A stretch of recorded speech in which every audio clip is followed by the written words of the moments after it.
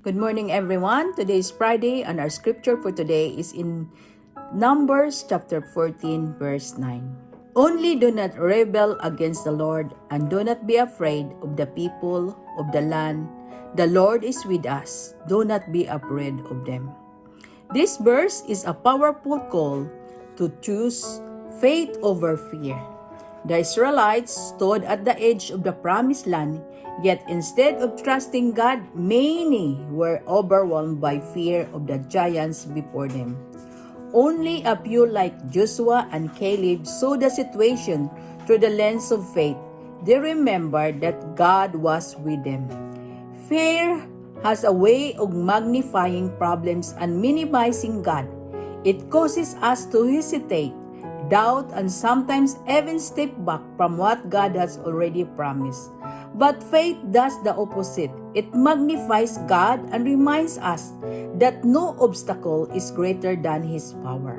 Do not rebel against the Lord also reminds us that giving into fear can lead to disobedience.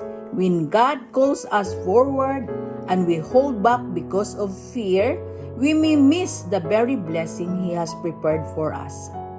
No matter what giants you are facing today, challenges, uncertainties, or impossible situation, remember this truth.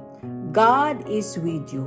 His presence goes before you, stands beside you, and fights for you.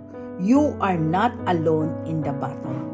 Choose to trust Him even when it's difficult. Step forward in faith, knowing that victory does not depend on your strength, but on God's power. What looks impossible to you is already in God's hands. So let us pray for today. Heavenly Father, thank you for reminding us that we are not alone. You are with us in every battle, every challenge, and every uncertain moment. Lord, forgive us for the times we have allowed fear to control our decisions. Help us to trust you more than we trust what we see.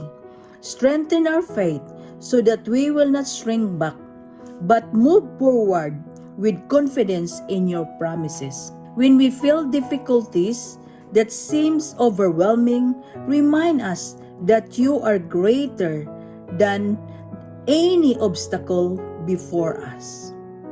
Give us courage to stand firm and boldness to step into what you have called us to do.